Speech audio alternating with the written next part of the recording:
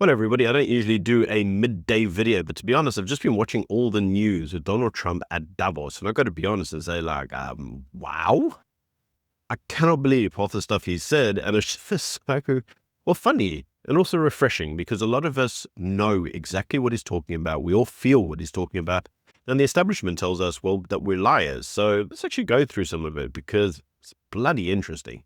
Anyway, before I start this off, can I yet again remind you, if you haven't already, please subscribe to the channel. It really does help me on my quest to 200,000 subscribers. Just hit the bell icon and subscribe to the channel. So let's notice the first thing. So let's just start off with South Africa. So at the World Economic Forum's meeting in Davos, South Africa went to go meet with the executive leadership of Coca-Cola South Africa. Parks thinks that this is great. But what it actually really shows you is that no one really wants to meet with South Africa. This is a meeting that they could have conducted in South Africa itself, but they felt the need to have that meeting in Davos. Like, yay! I mean, come on, guys, this isn't really a meeting. Now, before even getting to Davos, many individuals were talking about Trump's economy, specifically because Trump was clearly going to go talk about his economy. And one German professor actually talked about Trump's economy and what he had actually achieved in the single year that he's been president. Now, this professor noted that GDP had grown by 4.3%. Oil prices were 20% lower than under Biden. Unemployment was below 4.5%. The American stock market had risen by 20%. Inflation was at 2.7%. The trade deficit was at the lowest in 17 years. The crime rate had declined significantly, and illegal migration had dropped by 95%. So when you look at it logically, Trump's claim that everything he's doing to make America great again, you can't deny it. He has had massive economic success. Now, as a result, as you'll know, Trump has been going around the world looking to bolster up his security, the security of the states, that is. And one of the key issues at the moment is actually around Greenland. Now, if you've been watching Morning Shot, one of the things you'll know is that Trump is commonly criticized for wanting Greenland. There's a lot of memes going around about it at the moment, with many individuals saying that Trump has lost it because of his desire to acquire Greenland. But at Davos, the chief of NATO, actually had the following to say. So statements from me will not add anything here. And when it comes to the Arctic, I think President Trump is right. Other leaders in NATO are right. We need to defend the Arctic. We know that these sea lanes are opening up. We know that China and Russia are increasingly active in the Arctic. There are 8 countries bordering on the Arctic. 7 are a member of NATO. That's Finland and Sweden and Norway and Denmark, Iceland, Canada and the US. And there's only one country bordering on the Arctic outside NATO, and that's Russia.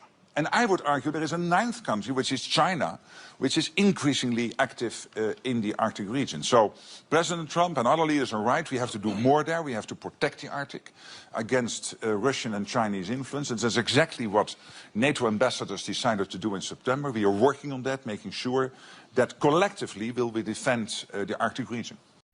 So as you can actually see, the chief of NATO, despite all the NATO countries, all the France, Germany, your England, all saying Trump is nuts about Greenland. Yes, we support European Greenland. But the head of NATO himself says that basically Russia and China are creeping north. They're going to acquire these areas, and they are going to be strategic strongholds that will lead to security risks to the West and the United States specifically. So what that inevitably tells you is that Trump is not nuts. Trump actually knows something that many European leaders are unwilling to accept, and we need to talk about that.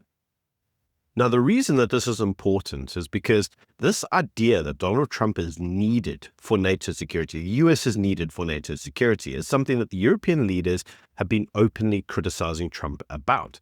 In fact, you actually saw it even with the Finnish president, who said, and I quote, "I can unequivocally say that Europe can defend itself without the US," only 11 minutes later to deny saying that very thing when he realized that Trump's watching. In fact, you can watch that right here. First is a direct answer to the question of this panel, can Europe defend itself? My answer is unequivocally yes. Without the Americans? Without the Americans, I mean... How? Well, look. But you're relying on them for these key elements. You've said earlier that Europe can defend itself without the Americans. If it comes down... not exact, Mike, so that's not a quote. More or less, more or less. We'll go back to the transcript. Let's stick to the left on this one. Yeah. More or less, more or less. I love journalists. Stoop against this. But if it comes... Now, before we move on to what Donald Trump had to say, it's important to understand that Cyril didn't actually go to Davos. He actually remained in South Africa, and Cyril has not been invited onto Donald Trump's board of peace. This is the whole idea of this peace regime that he's going to implement in Gaza. Cyril hasn't been invited. South Africa hasn't been invited. And Cyril says, well, it's because he's preparing for ANC Lekotlas and Sonas and some other bull rubbish. In fact, have a watch. No, I've not been invited by President Trump about this board of directors for peace. So I'm not even looking at my inbox. I've not been invited, so I'm happy to be here. I didn't go to Davos because we're preparing for the ANC Lekotla, the Cabinet Lekotla, and SONA. So all those tasks are quite engaging. And after that, we go to the African Union. So it's a multiplicity of things. We need to bed down exactly what we need to be doing this year. But at the same time, I've got a very strong team. Minister of Finance is there, Minister of Trade and Industry and Competition, a number of ministers, tourism and others, electricity and them.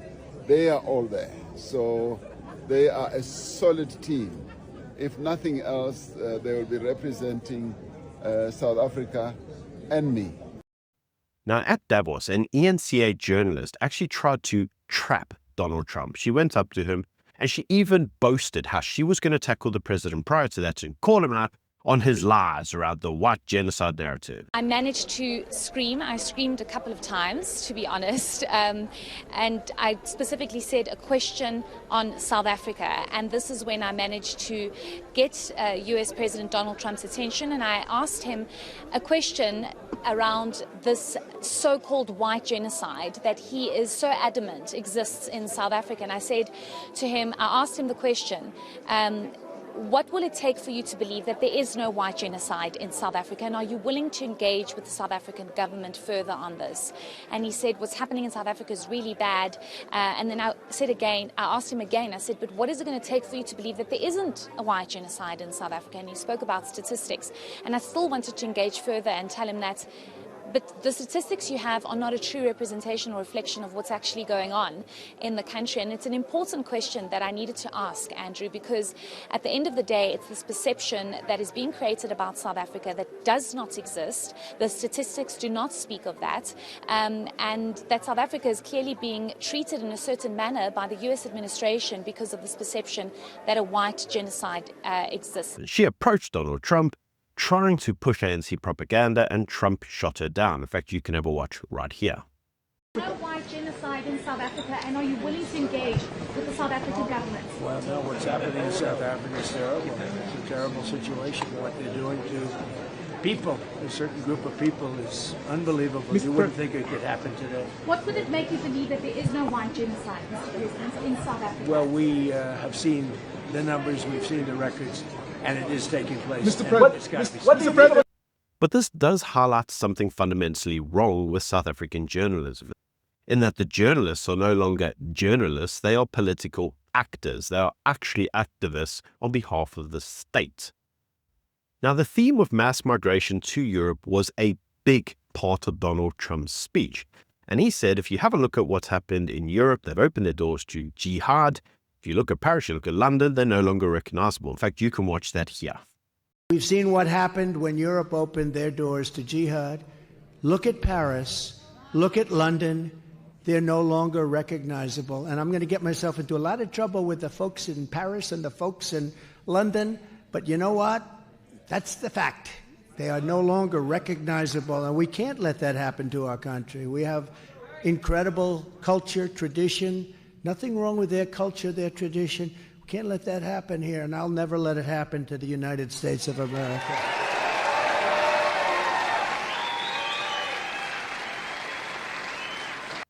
But the reality is that Donald Trump is not wrong.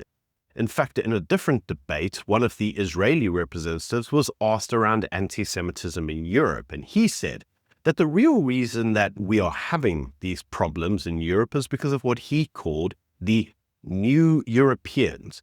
It's important to understand that this phrase wasn't actually coined by him. It was actually a phrase coined by Discovery magazine. They talked about the new Europeans, and those were the Africans and the Asians that were replacing the old Europeans. He didn't invent this, but it's a nice political PC way of saying that the new immigrants to Europe are pushing new ideas and ideologies that haven't been native to Europe for many centuries. In fact, to a degree, they're actually pushing Europe backwards. And you can have a watch what he had to say here. Your Eminence, especially in Germany, you are facing a rise of anti-Semitism, but we are facing this all over the world. So I would like to hear what is your perspective on this. The 7th of October has created turbulence in the whole world. A tremendous rise of anti-Semitism, organized, state-sponsored, in many instances, in universities, on the streets, and a rise of 500%, maybe some instances to 1,000% of anti-Semitic acts. And there has also been a reaction of Europe. I think the rise of the extreme right in many European countries is a response to the insecurity felt by the old Europeans, so-called old Europeans, regarding the new immigrants who came from the Middle East.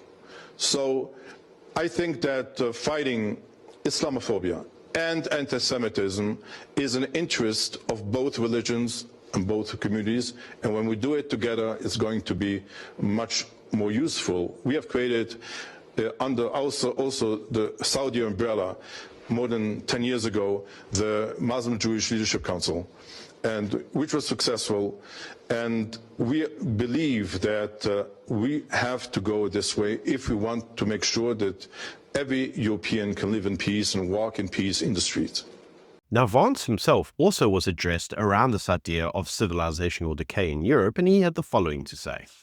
If you have a country like Germany, where you have another few million immigrants come in from countries that are totally culturally incompatible with Germany, then it doesn't matter what I think about Europe. Germany will have killed itself, and I hope they don't do that because I love Germany and I want Germany to thrive. Now, Trump himself stated that he had strong cultural ties to Europe, and that's also why he was so worried about the cultural decline that had occurred in the last 10 years. He says that actually his mother was 100% Scottish and his father was 100% German. And he says that Europe itself is destroying the culture that made them great. Have a watch. I mean, look, I am derived from Europe, Scotland and Germany. 100% Scotland, my mother, 100% German, my father. And we believe deeply in the bonds we share with Europe as a civilization. I want to see it do great. That's why issues like energy, trade, immigration, and economic growth must be central concerns to anyone who wants to see a strong and united West, because Europe and those countries have to do their thing. They have to get out of the culture that they've created over the last 10 years. It's horrible what they're doing to themselves. They're destroying themselves. These beautiful, beautiful places. We want strong allies, not seriously weakened ones. We want Europe to be strong. Now, in typical fashion, many individuals are going to look at Trump's statement and call him a racist. And they're going to say, well, what does Donald Trump know? He's a liar. But we have to look at the facts. 10% of children in Brussels are of Belgian origin. British residents are a minority in London, and 10 boroughs have a majority non-white population. Mohammed is the #1 baby name in England. Sweden has 65 no-go zones, and there are 900 uncontrolled areas across Europe with foreign immigrants. Trump's not lying. He's 100% correct. But as we all know, diversity is our strength, or so some of the rubbish that we're being told. And the key point that the Americans are trying to expose whilst being at Davos is actually the doublespeak that occurs in the political elite and the political establishment against the realities of the world. In fact, Secretary Scott called out Europe at Davos for saying, you know, Europe's still buying Russian oils, despite 4 years later saying that they're fighting a war against Russia. In fact, have a watch. And just to be clear, that we have Europe buying Russian oil. Still, 4 years later, they are financing the war against themselves. Now, the green agenda was also tackled by Donald Trump, who said that really Europe is stupid. He says that there are windmills all over the place. He says that those that use windmills are losers. He says that he notices that the more windmills there are in a country, the more money that country seems to lose. And he says that China makes almost all of the windmills and they're selling them to stupid people that buy them. In fact, have a watch. There are windmills all over Europe. There are windmills all over the place, and they are losers. One thing I've noticed is that the more windmills a country has, the more money that country loses and the worse that country is doing. China makes almost all of the windmills, and yet I haven't been able to find any wind farms in China. Did you ever think of that? It's a good way of looking at it. They're smart. China's very smart. They make them, they sell them for a fortune. They sell them to the stupid people that buy them, but they don't use them themselves. They put up a couple of big wind farms, but they don't use them. They just put them up to show people what they could look like. They don't spin. They don't do anything. They use a thing called coal, mostly. But China goes with the coal. They go with oil and gas. They're starting to look at nuclear a little bit. And they're doing just fine. They make a fortune selling the windmills, though. And I think really that's one that they wouldn't be surprised if it stopped. They are shocked that it continues to go. They're very friendly with me. They're shocked that people continue to buy those damn things. They killed the birds. They ruin your landscapes.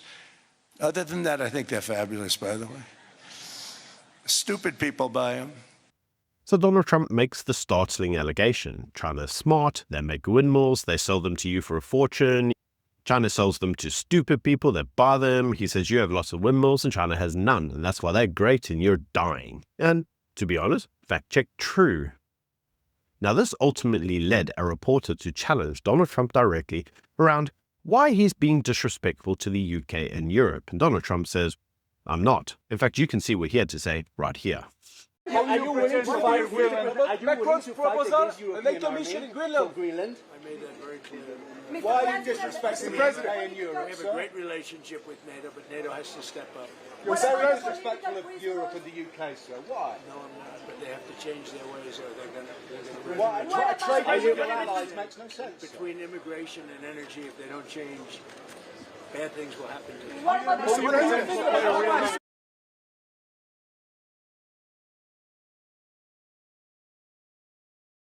Now, the reality is that Donald Trump is only saying what the rest of us are thinking. And let's move on to the final thing, and that is he talked about Hamas. He said that Hamas have agreed to give up their weapons, and if they don't, they'll be blown away very quickly. Have a watch. I do. I mean, I think we have peace in the Middle East. There are some little situations like Hamas, and Hamas has agreed to give up their weapons. Now, you know, they were born with a weapon in their hand, so it's not easy to do. When they were born with a rifle in their hand. It's not an easy thing for them, but that's what they agreed to. They've got to do it. And we're going to know, Jared, over the next 2 or 3 days, certainly over the next 3 weeks, whether or not they're going to do it. If they don't do it, they'll be blown away very quickly. They'll be blown away. You know? But this really raises a different question. If Donald Trump does attack Hamas and kill them all, will he be taken to the ICJ by South Africa? And how will that go? Because that was basically the pretext in which the Israelis were taken to the ICJ. Anyway, Donald Trump himself is proving to be highly divisive, and it's not for the reasons that many want to suggest that he is. Many individuals are classing him as reckless and stupid and whatever, but it is clear he has a plan, he knows what he's doing, and he wants to make America secure and great. And he's really not keen with all of this immigration from the third world that is destroying Europe. Let me know what you think of his ideas in the comment section below, and until next time, bye.